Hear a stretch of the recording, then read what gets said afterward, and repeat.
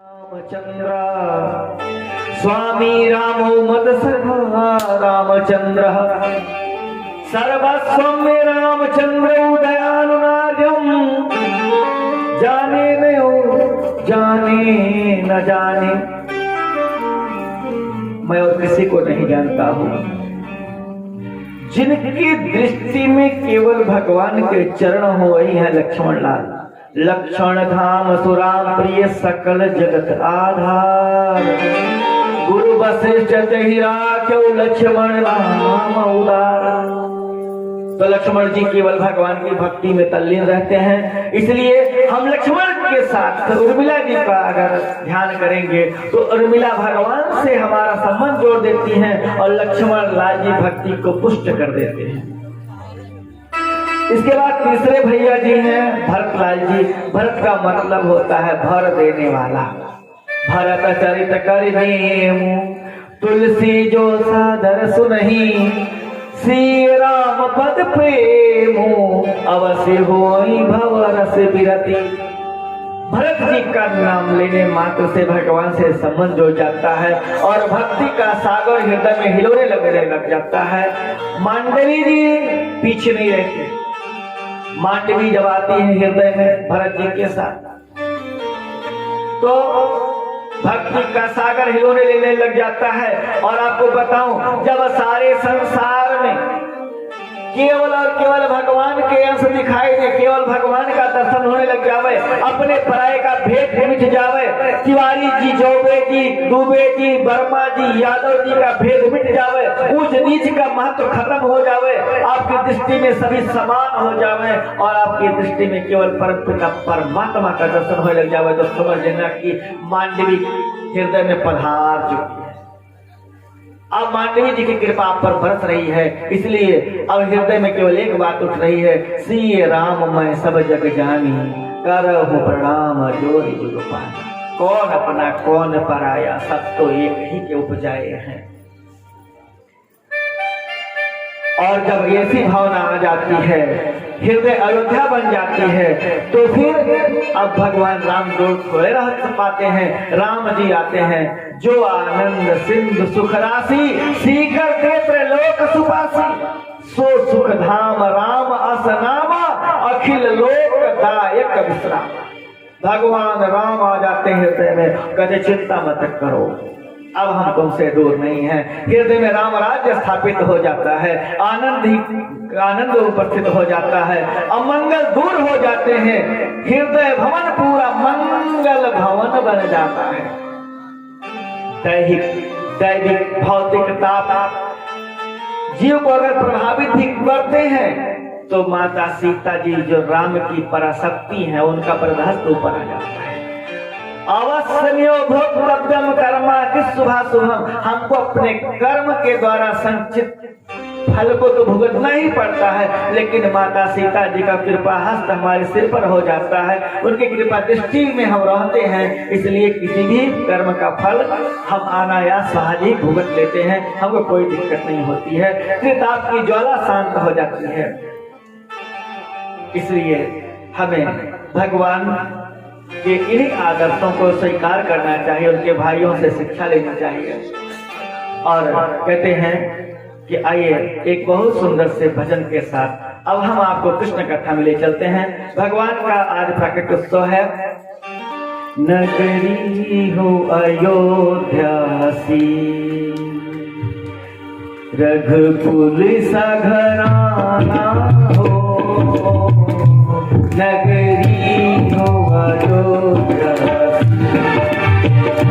नगरी हो अयोध्या सी, नगरी हो अयोध्या सी, रघुकुल सा घराना हो, नगरी हो अयोध्या सी, नगरी हो अयोध्या सी, रघुकुल सा घराना हो, चरण हो राघव के, चरण हो राघव के,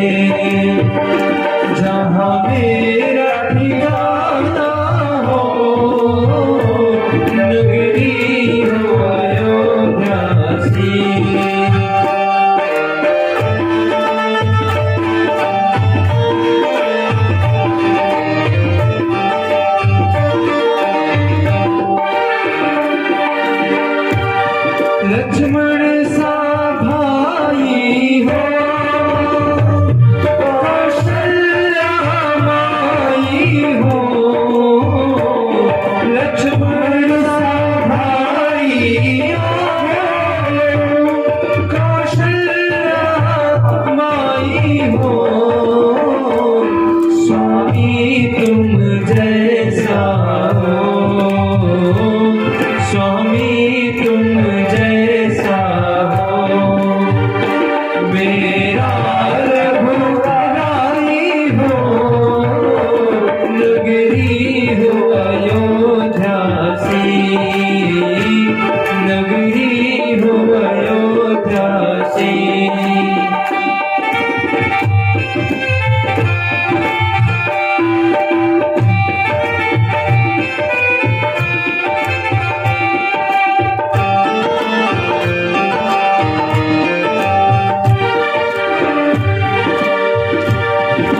त्याग भरत जैसा सीता सी नारी हो, त्याग भरत जैसा सीता सी नारी हो, लव उसके जैसी हो, लव उसके जैसी हो, संतान हमारी हो, नगरी हो अयोध्या सी, नगरी हो अयोध्या सी। बोलिए श्री रामचंद्र की जय, भागवत भगवान की जय, भगवी हरिलाल जो सरकार की। जय। स्वामी सुखदेव जी ने कहा, राजन अब चंद्रवंश के पूर्ण मई कथा का श्रवण करो। भगवान नारायण के नाभि कमल से ब्रह्मा जी हुए, ब्रह्मा जी के बेटा हुए अत्रि, और अत्रि के बेटा हुए श्रीमान चंद्रमा जी। चंद्रमा जी के बेटा हुए बुध, बुध के बेटा हुए पुरुरवा, और पुरुरवा का एक नाम है आयल। पुरुरवा का विवाह उर्वशी अप्सरा से हुआ, और महाराज पुरुरवा के आयु, श्रुतायु, सत्यायु, रय, जय, विजय आदि 6 बेटा हुए। इन्हीं के प्रतापी वंश में आगे चल करके महाराज नहुस हुए। महाराज नहुस के पुत्र हुए केयति, केयाति, संयाति, आयति, बियति, कृत। महाराज यति तो सन्यासी हो गए। दूसरे बेटा जो एयाति थे, एयाति के 2 विवाह हुए। पहला विवाह शुक्राचार्य की पुत्री के साथ, जिनका नाम देवयानी है, उनके साथ हुआ, और दूसरा विवाह महाराज एयाति का हुआ दानवराज विश्वपर्वा की पुत्री शर्मिष्ठा के साथ। और इसके बाद कुछ समय उपरांत महाराज एयाति के 5 पुत्र हुए। यदु, त्रिवसु, द्रुहु, अनपुरु आदि 5 संतानें हुई। महाराज एयाति के सबसे बड़े पुत्र यदु हैं, जो देवयानी के पुत्र हैं। एक दिन महाराज एयाति को गुरु शुक्राचार्य ने श्राप दिया, तुम बूढ़े हो जाओ। महाराज एयाति ने गुरु शुक्राचार्य से अपनी भूल की क्षमा मांगी, और गुरु शुक्राचार्य जी ने उनसे कहा कि हे राजन, तुम जाओ अपने पुत्रों के पास। तुम्हारा कोई पुत्र ये तुम्हारा बुढ़ापा ले लेता है, अपनी युवावस्था दे देता है, तो तुम फिर से युवा हो जाओगे। महाराज एयाति अपने पुत्रों के पास आए, लेकिन केवल महाराज पुरु ने अपने पिता की बात मानी, बुढ़ापा लिया और अपनी जवानी दे दिया। महाराज एयाति पुरु पर इतना प्रसन्न हुए, और उन्होंने पुरु को आशीर्वाद दे दिया कि बेटा तुम चक्रवर्ती सम्राट बनोगे, तुम्हारे कुल में हमेशा चक्रवर्ती सम्राट होते रहेंगे। लेकिन बाद में महाराज ययाति को जब लगा कि मेरा पुत्र जो यदु है वो एकदम धर्म का अनुसरण करता है, धर्म के मार्ग पर चलता है, तो उन्होंने यदु को भी आशीर्वाद दिया, हे पुत्र तेरे कुल में तू चिंता न कर कि कोई राजा नहीं होगा, अरे तेरे कुल में राजाओं का राजा उत्पन्न होगा जिसकी वंदना देवता भी करेंगे। स्वामी सुखदेव जी ने कहा कि हे राजा, पूर्व वर्ष में ही महाराज दुष्यंत हुए और दुष्यंत के बड़े प्रतापी पुत्र हुए महाराज भरत जी।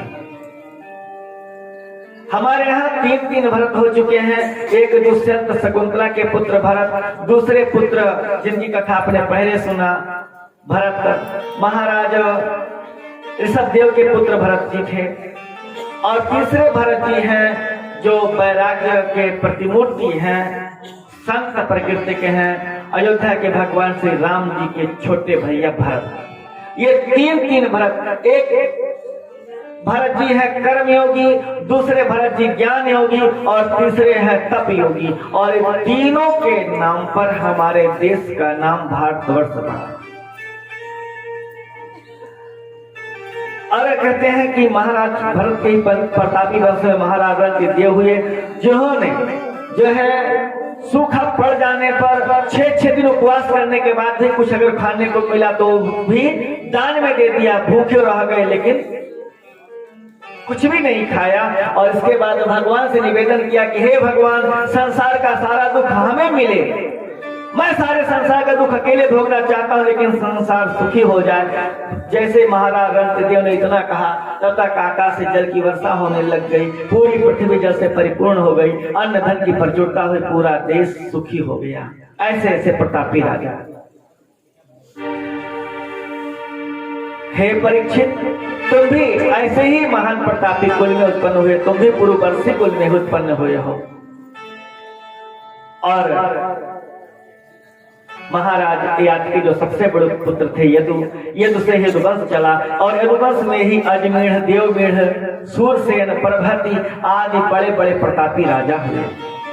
महाराज सूरसेन के बेटा हुई आनक दुंदुभी, जिनको बसदेव जी कहते हैं। बसदेव की 7 पत्नियां थी, उनमें सबसे प्रिय पत्नी थी बसदेव की देवकी। इतना कह करके सुखदेव जी चुप हो गए। परीक्षित ने कहा कि भगवान आप चुप हो गए, कथा सुनाओ ना। बोले कथा तो पूरी कर दिया, कृष्ण पैदा हुए, देवी के पुत्र कृष्ण हुए, आप क्या सुनना बाकी रह गया। तो परीक्षित ने हाथ जोड़ के निवेदन किया कि कथितो वंश विस्तारो भवता सोम सूर्यौ राज्ञां च उभय वंश्यानां चरितम परम अद्भुतम। हे भगवान, आपने चंद्रवंश और सूर्यवंश के प्रतापी राजाओं का वर्णन बड़े विस्तार से किया, लेकिन जब हमारे भगवान श्री कृष्ण की कथा का वर्णन आया तो आप चुप हो गए। हे प्रभु, भगवान श्री कृष्ण द्वारिकाधीश की कथा मैं विस्तार से सुनना चाहता हूँ। सुखदेव ने कहा 4 दिन हो गया है, तुम लगातार एक आसन पर बैठे हो, अन्न जल का भी तुमने त्याग कर रखा है, थोड़ा जलपान कर लो, भोजन आदि कर लो, आसन बदल लो, फिर मैं कथा सुनाता हूँ। लेकिन परीक्षित ने कहा कि भगवान आप यह दिव्य कथा सुनाते रहिए, न हमको भूख लगती है न प्यास लगती है, आप तो बस कथा सुनाओ। सुखदेव गदगद हो जाते हैं और उन्होंने कथा सुनाना आरंभ किया। उन्होंने कहा कि एक समय ऐसा आया कि मथुरा में महाराज उग्रसेन का पुत्र कंस का ऐसा अत्याचार बढ़ा, पृथ्वी कंपायमान हुई। कल मैं आपको बताऊंगा कि कंस का प्रादुर्भाव कैसे हुआ था, क्यों हुआ था और इतना क्रूर क्यों हुआ था। ये समय कल कंस के जन्म की कथा विस्तार से बताऊंगा, आज समय कम है। इधर कंस का अत्याचार बढ़ता जा रहा था और उधर मगध सम्राट जरासंध का, दंतवक्र शिशुपाल का अत्याचार दिन जन्म पर था। पृथ्वी कांपने लगी और इसके बाद पृथ्वी ने गाय का रूप बनाया। ब्रह्मा जी से निवेदन किया कि भगवान कैसे कष्ट दूर होगा। ब्रह्मा जी ने समस्त देवताओं को और पृथ्वी को साथ लेकर के भगवान नारायण की वंदना करी, स्तुति गाई। नारायण गदगद हुए, आकाशवाणी हुई। ब्रह्मा ने आकाशवाणी सुनी, समस्त देवताओं को संबोधित करते हुए ब्रह्मा ने बताया कि हे देवताओं देवियों, चिंता न करो। अभी अभी हमने आकाशवाणी सुनी है, वसुदेव गृहे साक्षात भगवान पुरुषः परः, जन इससे तत्प्रियार्थ संभव तु सुर स्त्रिया। हे देवताओं, अभी अभी हमने आकाशवाणी सुनी है कि भगवान श्री कृष्ण वसुदेव के घर में जल्दी ही अवतार लेंगे। कहाँ? वसुदेव के घर में। अवतार हुआ कहाँ था? मथुरा की जेल में। और ये आकाशवाणी सुनाई थी ब्रह्मा जी को वसुदेव के घर में। तो आकाशवाणी झूठी है कि भागवत झूठी? बातें दोनों सही हैं। कहते शास्त्र कहते हैं जहां पर गृहिणी होती है घर, उसी को बोलते हैं ईट पत्थर सीमेंट सीका। इससे हम केवल और केवल मकान बना सकते हैं, लेकिन घर नहीं बना सकते। घर तभी कहलाएगा जब वहां पर गृहिणी हो। और मथुरा की जेल में देवकी है और वहीं वसुदेव है, तो जहां वसुदेव जी की धर्म पत्नी देवकी जी, वसुदेव जी का घर वही माना जाएगा। आकाशवाणी ने जो कहा एकदम सही कहा। जन से तत्प्रियार्थम, भगवान वासुदेव श्री कृष्ण की आह्लादिका शक्ति प्रिया राधिका जी का भी अवतरण होगा। इसलिए हे देवांगनाओं, तुम सभी गोपी बन करके गोकुल में निवास करो। राधिका जी की सेवा करनी है और जितने देवता हैं सब गो बालक बन करके निवास करें भगवान श्री कृष्ण के साथ क्रीड़ा करने के लिए। वृंदावन बिहारी लाल की जय हो। सारे देवता गदगद है और सारी देवियां जो है गोपी बन करके गोकुल में पधारी और सारे देव जो थे वो गोप बन करके आए। और एक दिन कंस ने सोचा कि प्रजा मेरा उपहास उड़ाती है, मुझसे भयभीत रहती है, मुझे गालियां देती है, कुछ अच्छा काम करूं जिससे कि प्रजा मेरी जय जयकार करने लग जावे। इसलिए कंस ने आज क्या किया, अपनी बहन देवकी का विवाह वसुदेव जी के साथ सुनिश्चित कर दिया। वसुदेव के साथ विवाह संपन्न हुआ। कंस ने सोचा कि आज मैं रथ स्वयं चलाऊंगा, इसलिए अपनी बहन का रथ आज वसुदेव, ये कंस खुद चला रहा है। कंस अपनी बहन का रथ चलाता चला जा रहा है। देवताओं ने सोचा हो गई गड़बड़, अगर कहीं गलती से ऐसा ही प्रेम अनुराग इसका दिनों दिन देवकी के प्रति बढ़ता रहा तो इसका उद्धार कैसे होगा। तुरंत देवताओं ने आकाशवाणी कराई। आकाशवाणी हुई कि हे कंस, अस्य अष्टमो गर्भो हंतायाम वहसे बुधा। हे कंस, जिस बहन के ऊपर तू इतना प्यार लुटा रहा है, जिसका रथ तू हाँक रहा है, इसी बहन की 8वीं संतान, न पुत्र न पुत्री, संतान, संतान में पुत्र भी और पुत्री दोनों आते हैं, 8वीं संतान तेरा काल होगी। कंस ने जैसे आकाशवाणी सुनी तुरंत देवकी का बाल पकड़ के रस्ते नीचे गिरा दिया, तलवार उठाया, मारना चाहता ही था, तब तक वसुदेव ने तलवार पकड़ लिया। राजन क्या करते हैं आप? ऐसा तवा नुजा बाला कृपणा पुत्री को गोपीमा हंतुम नारहसि कल्याणम इमाम तुम दीन वत्सलः।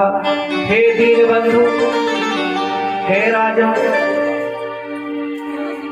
अरे आपकी बहन है, आपकी पुत्री के समान है, इसे मत मारो।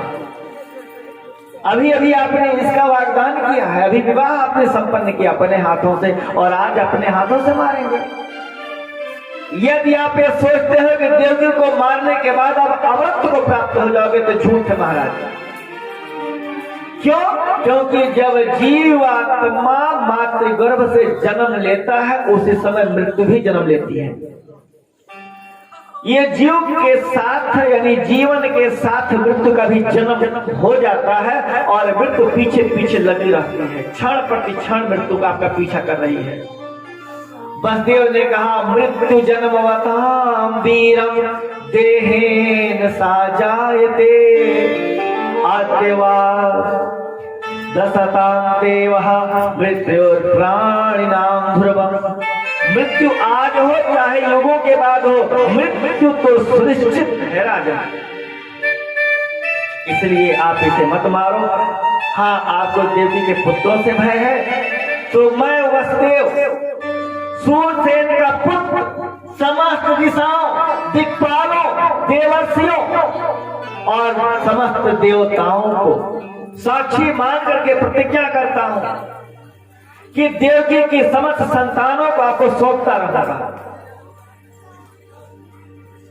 कंस को विश्वास हो गया, बस देव के ऊपर पुष्पों की वर्षा हुई आकाश से, साधु साधु। कंस ने समझ लिया कि वसुदेव कभी झूठ नहीं बोलते हैं, जो इन्होंने कह दिया सो कह दिया, लेकिन फिर भी अपनी संतुष्टि के लिए देव की वसुदेव को कारागार में डाल दिया। पहला पुत्र उत्पन्न हुआ।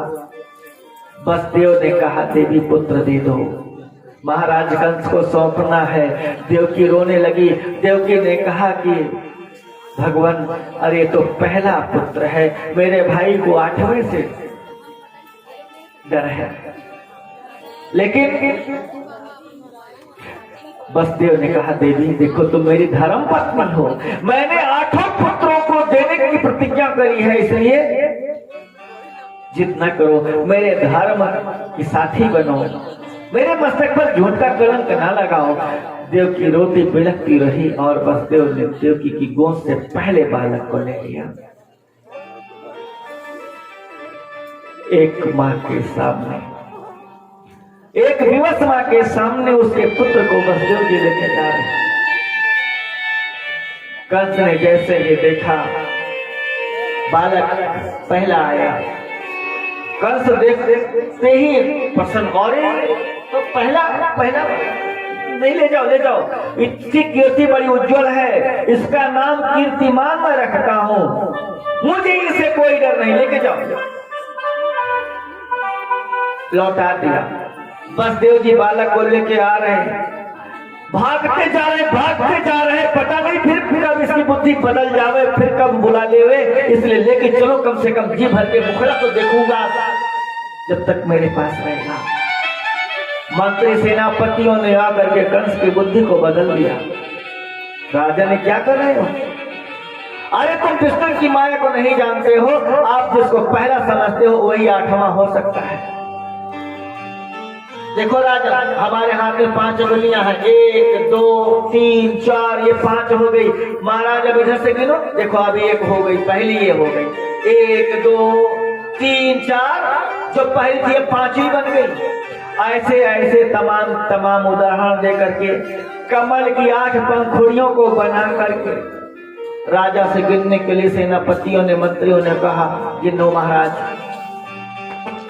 जिस भी रेखा को राजा पहले कहता, सेनापतियों ने चतुराई से इसी को 8वीं बना दिया। कंस के समझ में आ गया, भागा गया, कहाँ है वसुदेव, पकड़ लो, भागने न पाए, छिपाने न पाए, जाकर के दौड़ के पकड़ लेता है। और तब तक वसुदेव जी देवकी के गोद में पुत्र को दे चुके थे। लेकिन ये दुष्टात्मा कंस ने देवकी की गोदी से बालक को छीन लिया। बेचारी देवकी रोकने लगी, भैया मैं भीख मांगती हूँ, इस बालक को मेरे पास रहने दो। तुमको तो 8वें से डर है, लेकिन वो बहरा हो चुका था, कुछ भी नहीं सुनाई दिया। उसने बालक को गोदी से छीन करके पत्थर पर पटक दिया। पहले पुत्र का प्राणांत हो गया। इस प्रकार से उस पापी कंस ने देवकी के 6 पुत्रों की हत्या कर दी। 7वें पुत्र के रूप में भगवान के अंश शेष जी स्वयं पधारे। आज भगवान ने अपनी योग माया को बुलाया, हे मेरी योग माया, अब तुम्हें कार्य करना है। हमारे अंश शेष जी ही अब देवकी के 7वें पुत्र के रूप में आए हैं। तुम्हें काम करना है कि देवकी के 7वें पुत्र का कर्षण करो और ले जाकर के नंद बाबा के यहाँ गोकुल में जो वसुदेव की जो दूसरी पत्नी रहती है रोहिणी, उनके गर्भ में स्थापित कर दो। सारे प्रजाजन कंस आदि यही समझेंगे कि सातवां पुत्र जन्म लेने के पहले ही नष्ट हो गया। योगमाया ने कहा प्रभु फिर मुझे क्या मिलेगा, मुझे भी तो कुछ वरदान दीजिए। भगवान ने कहा हाँ मिलेगा, तुम्हारा गौरव बढ़ जाएगा। जब मैं 8वें पुत्र के रूप में उत्पन्न होऊंगा, तुम यशोदा के यहाँ पुत्री रूप में उत्पन्न होगी, इस नाते तुम मेरी बहन कहलाओगी। दूसरा, जब वसुदेव जी तुमको गोकुल से लेकर के आएंगे मथुरा, कंस तुमको मारना चाहेगा, तुम कंस के हाथ से छूट जाओगे और अष्टभुजा देवी का रूप धारण करो। विंध्याचल में तुम्हारा निवास होगा और नवरात्रियों में तुम्हारी खूब पूजा वंदना होगी। तुम समस्त भक्तों को वरदान देने में समर्थ होगी। कोई तुम्हें चंडिका, कोई दुर्गा, कोई भद्रकाली, कोई काली, कोई लक्ष्मी के रूप में नवरात्रों में तुम्हारी पूजा करेंगे। तुम्हारे दर्शन के लिए लोग जाएंगे दूर दूर से और तुम सबको वरदान देने में समर्थ होगी। इस प्रकार से भगवान योग माया को संतुष्ट किया और इसके बाद योग माया ने समय अच्छा जान करके अब देवकी के 7वें पुत्र का कर्षण किया, रोहिणी के गोदी में ले जाकर स्थापित किया। और समय आया तो रोहिणी के यहाँ जो पुत्र हुआ, नाम हुआ उनका बलराम, बल सहित बलराम।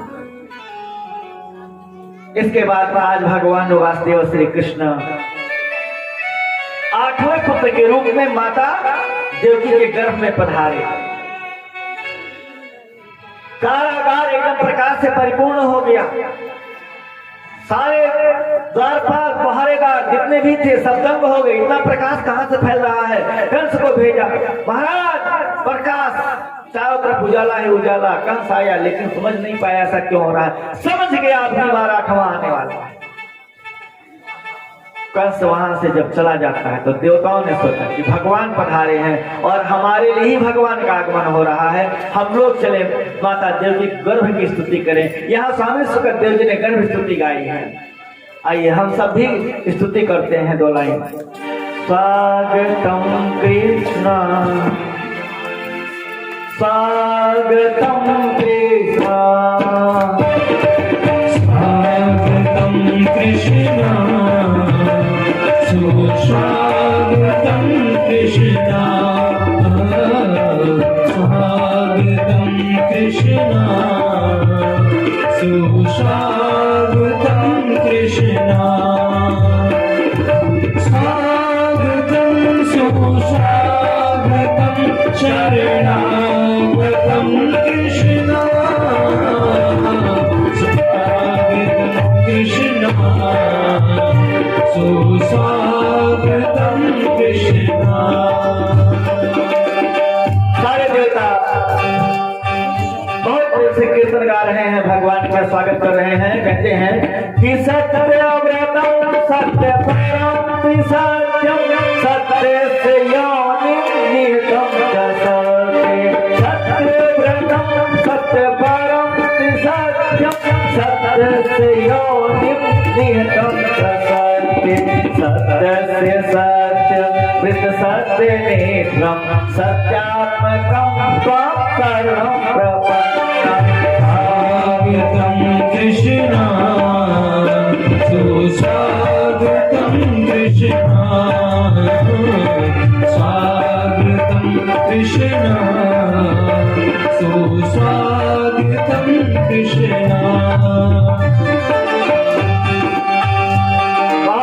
सुंदर स्तुति गाई देवताओं ने और इसके बाद देवता वहां से प्रस्थान कर जाते हैं। समय आया, बहुत सुंदर अवसर उपस्थित हुआ, भगवान के प्राकट्य का शुभ समय। और कहते हैं जब उनके जन्म का समय आया, इस समय बहुत सुंदर भाद्रपद महीना और कृष्ण पक्ष है, अष्टमी तिथि है, शुभ नक्षत्र रोहिणी नक्षत्र है। रात्रि का ठीक 12 बजे का समय हुआ, बुधवार दिन। और इसके बाद कहते हर्षण योग, बवकरण का समय हुआ और इसके बाद उस समय भगवान अचानक और देव की वसुदेव के सम्मुख चतुर्भुज दिव्य नारायण रूप में प्रकट हो गए। फिर से भगवान बाके बिहारी लाल की जय हो।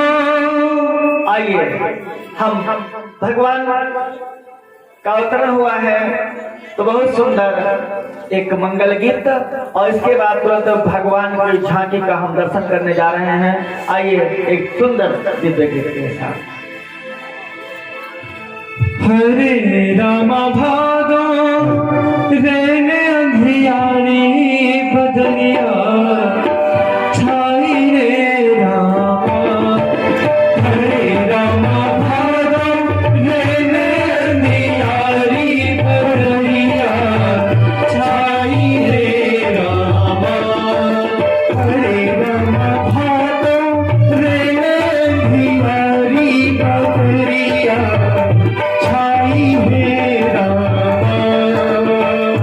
रामा सीतन बयरिया डोले उतरन कोयलिया बोले। रामा सीतल बयरिया डोले उतरन कोयलिया बोले। हरे रामा आए हैं कृष्ण मुरारी बदरिया छाई हे रामा। हरे रामा भारो रैन अंधियारी बदरिया छाई हे रामा।